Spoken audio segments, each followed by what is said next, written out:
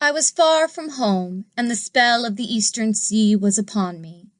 In the twilight I heard it pounding on the rocks, and I knew it lay just over the hill where the twisting willows writhed against the clearing sky and the first stars of evening. And because my fathers had called me to the old town beyond, I pushed on through the shallow new-fallen snow along the road that soared lonely up to where Aldebaran twinkled among the trees, on toward that very ancient town I had never seen, but often dreamed of. It was the Yuletide that men call Christmas, though they know in their hearts it is older than Bethlehem and Babylon, older than Memphis and mankind. It was the Yuletide, and I had come at last to the ancient sea-town where my people had dwelt and kept festival in the elder time when festival was forbidden, where also they had commanded their sons to keep festival once every century, that the memory of primal secrets might not be forgotten. Mine were an old people, and were old even when this land was settled 300 years before. And they were strange, because they had come as dark, furtive folk from opiate southern gardens of orchids, and spoken another tongue before they learnt the tongue of the blue-eyed fishers. And now they were scattered, and shared only the rituals of mysteries that none living could understand. I was the only one who came back that night to the old fishing town as legend bade, for only the poor and the lonely remember. Then, beyond the hill's crest, I saw Kingsport, outspread frostily in the gloaming, snowy Kingsport, with its ancient vanes and steeples, ridge-poles and chimney-pots, wharves and small bridges, willow trees and graveyards, endless labyrinths of steep, narrow, crooked streets, and dizzy, church-crowned central peak that time durst not touch. Ceaseless mazes of colonial houses piled and scattered at all angles and levels like a child's disordered blocks. Antiquity hovering on gray wings over winter-whitened gables and gambrel roofs. Fanlights and small-paned windows one by one gleaming out in the cold dusk to join Orion and the archaic stars. And against the rotting wharves the sea pounded, the secretive, immemorial sea out of which the people had come in the elder time. Beside the road at its crest a still higher summit rose, bleak and windswept, and I saw that it was a burying ground where black gravestones stuck ghoulishly through the snow like the decayed fingernails of a gigantic corpse. The printless road was very lonely, and sometimes I thought I heard a distant, horrible creaking as of a gibbet in the wind. They had hanged 4 kinsmen of mine for witchcraft in 1692, but I did not know just where. As the road wound down the seaward slope, I listened for the merry sounds of a village at evening, but did not hear them. Then I thought of the season, and felt that these old Puritan folk might well have Christmas customs strange to me, and full of silent hearthside prayer. So after that I did not listen for merriment, or look for wayfarers, kept on down past the hushed lighted farmhouses and shadowy stone walls to where the signs of ancient shops and sea taverns creaked in the salt breeze, and the grotesque knockers of pillared doorways glistened along deserted, unpaved lanes in the light of little curtained windows. I had seen maps of the town and knew where to find the home of my people. It was told that I should be known and welcome, for village legend lives long, so I hastened through Back Street to Circle Court, and across the fresh snow on the one full flagstone pavement in the town, to where Green Lane leads off behind the market house. The old maps still held good, and I had no trouble, though at Arkham they must have lied when they said trolleys ran to this place, since I saw not a wire overhead. Snow would have hid the rails in any case.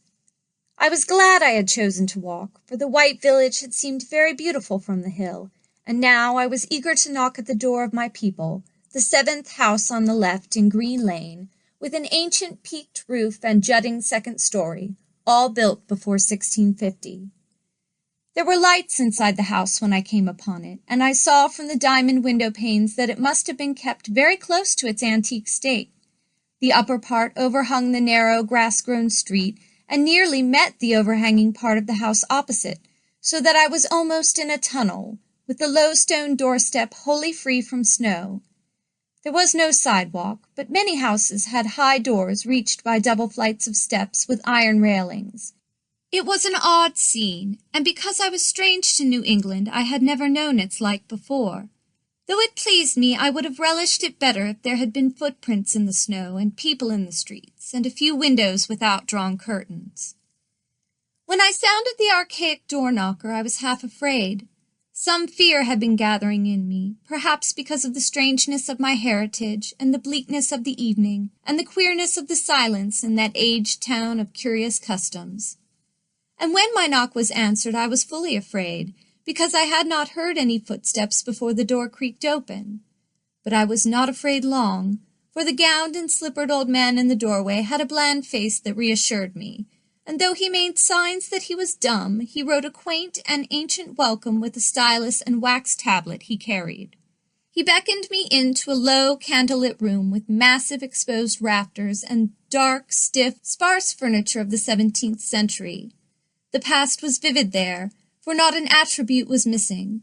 There was a cavernous fireplace and a spinning wheel at which an old, bent woman in loose wrapper and deep poke bonnet sat back towards me, silently spinning despite the festive season. An indefinite dampness seemed upon the place, and I marveled that no fire should be blazing. The high-backed settle faced the row of curtained windows at the left, and seemed to be occupied, though I was not sure. I did not like everything about what I saw, and felt again the fear I had had. This fear grew stronger from what had before lessened it, for the more I looked at the old man's bland face, the more its very blandness terrified me. The eyes never moved, and the skin was too much like wax. Finally, I was sure it was not a face at all, but a fiendishly cunning mask.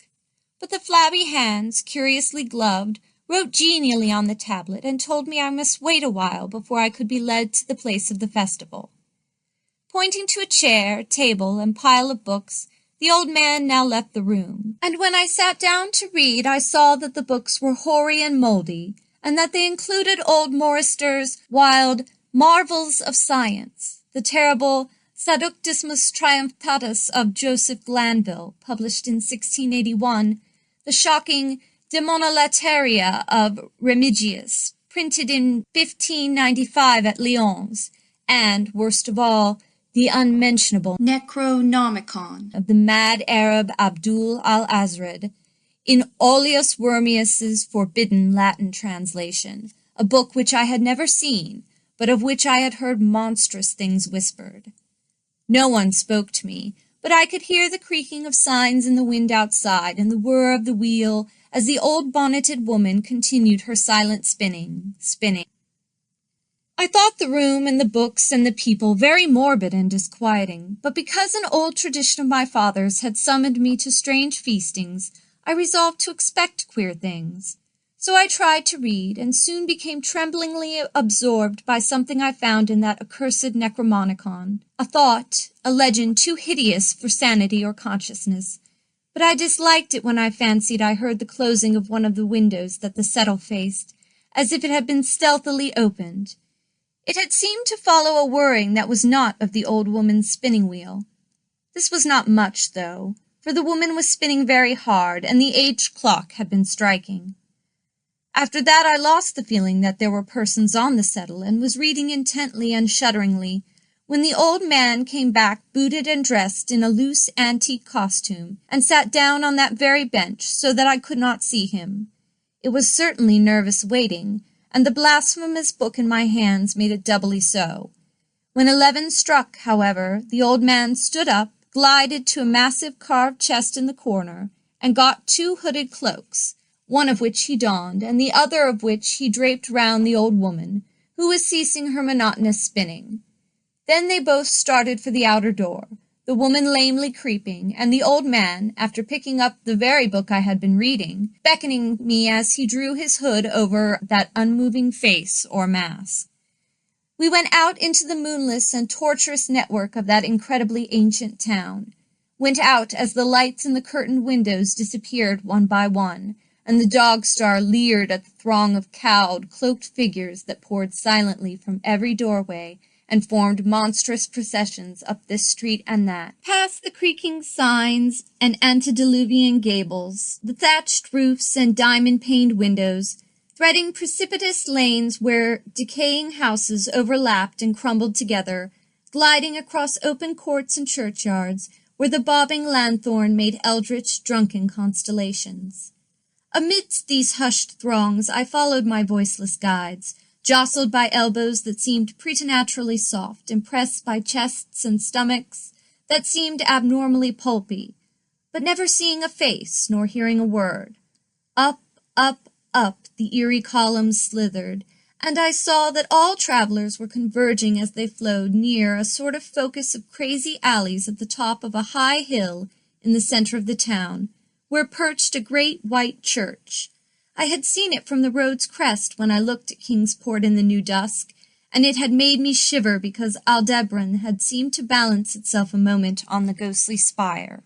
There was an open space around the church, partly a churchyard with spectral shafts, and partly a half-paved square swept neatly bare of snow by the wind, and lined with unwholesomely archaic houses having peaked roofs and overhanging gables. Death fires danced over the tombs, revealing gruesome vistas, though queerly failing to cast any shadows. Past the churchyard, where there were no houses, I could see over the hill's summit and watch the glimmer of stars on the harbor, though the town was invisible in the dark.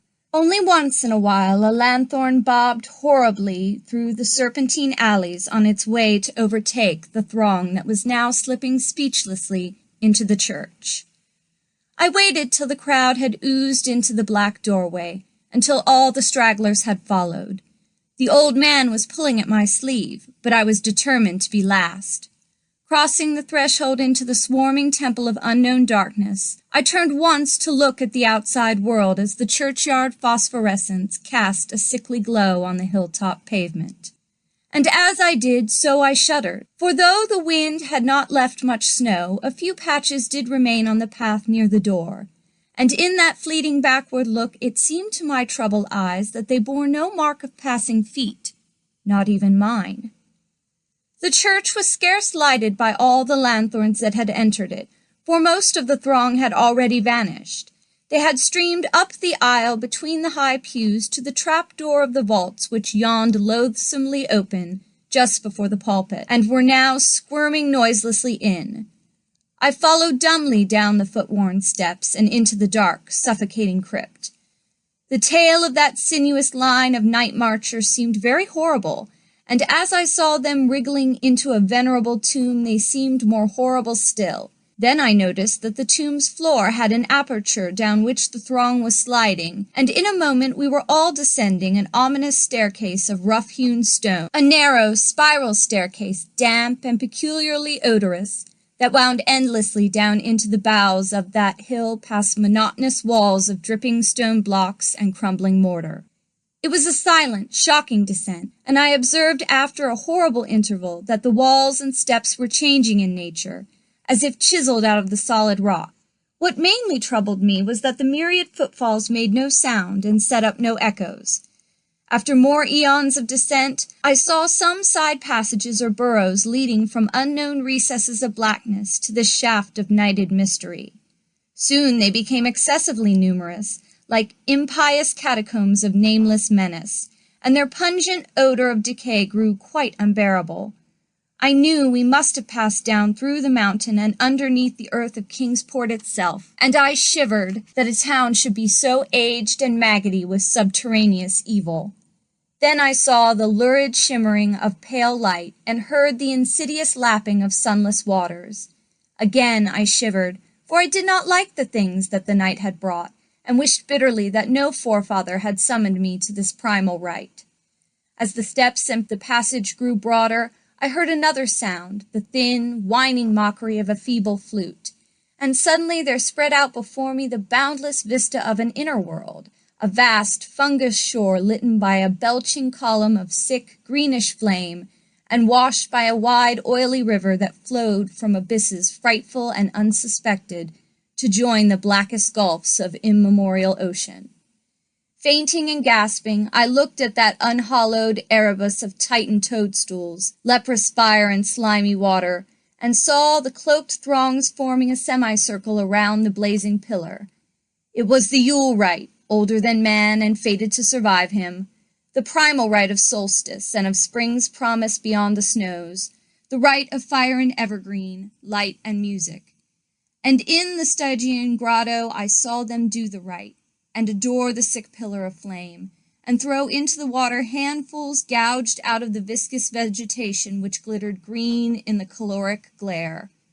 I saw this, and I saw something amorphously squatted far away from the light, piping noisomely on a flute, and as the thing piped I thought I heard noxious, muffled flutterings in the fetid darkness, where I could not see. But what frightened me most was that flaming column, spouting volcanically from depths profound and inconceivable, casting no shadows as a healthy flame should, and coating the nitrous stone with a nasty, venomous verdigris.